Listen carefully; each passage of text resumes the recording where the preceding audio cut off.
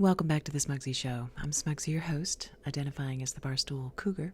Every Wednesday we meet here to talk about important things and important people. This week I'm going to tell you why the new James Bond film, No Time to Die, is exactly what women want. There's a verdict in the KMS Rafflegate case and a missing emoji. But first, the Smugsy Show is presented to you by Smugsiggies, sleek and elegant joint ciggies made with organic cannabis rolled in all-natural, locally sourced paper. Look for Smugsiggies in the pretty indigo and marigold packs. No Time to Die. James Bond. Daniel Craig. It's a long, lovely movie, and what's not to like about Daniel Craig playing James Bond, making the ultimate sacrifice for his beautiful French family. No Time to Die is very easy on the eyes. It's several scenes of Daniel Craig in a variety of very tasteful and athletic outfits, looking very fit, performing a series of very interesting maneuvers. He's very productive. He's very funny and humble, and there's just a lot going on that you can really enjoy with all the senses in No Time to Die. But it's Paloma, the CIA agent, who I like the best, and she does what every little girl dreams of. So No Time to Die is actually a fantasy for women, because Paloma, the CIA agent, is wearing heels, wearing an improbably sexy dress, and does a drop kick to the throat of a bad guy while bantering with Daniel Craig.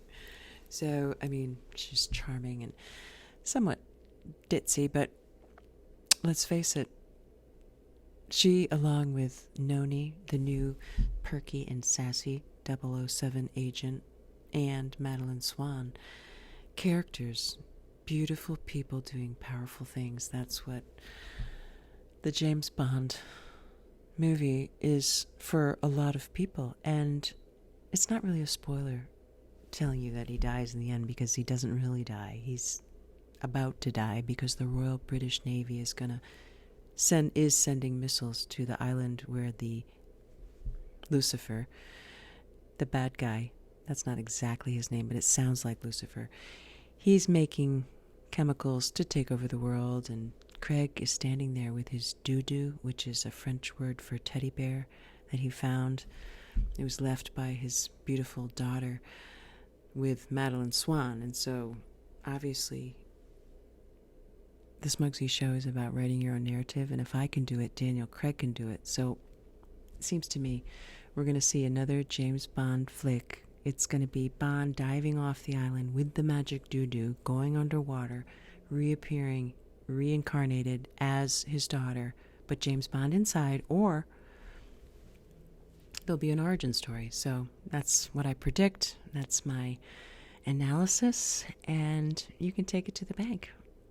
And now, Judge Smugsy, in the case of the Kirk Minihane Show versus the jilted callers believing to be holders of the golden ticket, alleging that they are entitled to be hosts of the show. As I understand it, there was a alleged contract, but unfortunately it's judgment for the show. I'll just cut right to the chase, and that's because essentially the Minifans were promised that if they made harassing phone calls to the radio station, they would get a seat at the table hosting the show. And as you know, in contract law, there needs to be a meeting of the minds, and there's absolutely no evidence of any minds that I can see in anything that's been presented.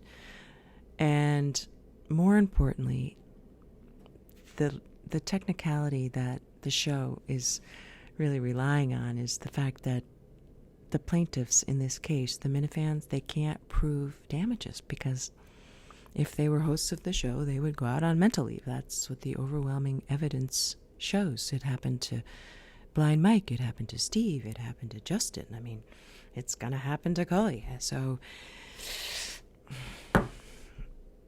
judgment for the show. And finally, the case of the missing emoji did you know that the Unicode standard, the big bureaucracy that governs emojis, it's basically as big as the federal government. They have authorized over 3,633 emojis. Every emotion and idea under the sun, really, in every skin color and every gender, except forget. There's no emoji for forget. Check your phone. Yeah, you might have a little emoticon on some little piece of crap, flip phone, but if you go to your standard iPhone, Android, you go to the emoji. It's a language. It's basically the English language of emoting online, and there's no emoji for forget. And think about how often you forget, okay? Think about how often you don't forget. It just seems to me there should be forget as an emoji. And so you just got to wonder, what's going on? Is it age discrimination? Maybe. I think it could be a vast conspiracy. It's just that nobody remembers who started it or for what. Or it could be that because on the internet in this generation, you can't forget, that there's nothing that you do on the internet that can be forgotten. But in any event, it's time we took action here on the Smugsy Show. I encourage you, write to your senators, write to your representatives, demand an emoji for the forget. We all do on a daily basis, all the time, right? That's all we do, really, is forget. So, anyway, that's it for this week's show. I'm kind of hot and bothered. Passionate. But we have a lot of passion here on the Smugsy Show, and we're passionate about you. We hope you go to syndicatemedia.net for all your Smugsy Show content if you're passionate about us. That's syndicate with a C, media.net. Follow me on Twitter at SmugsyGirl. Subscribe to this show. Leave a comment. And until next time, this is Smugsy signing off. Take care.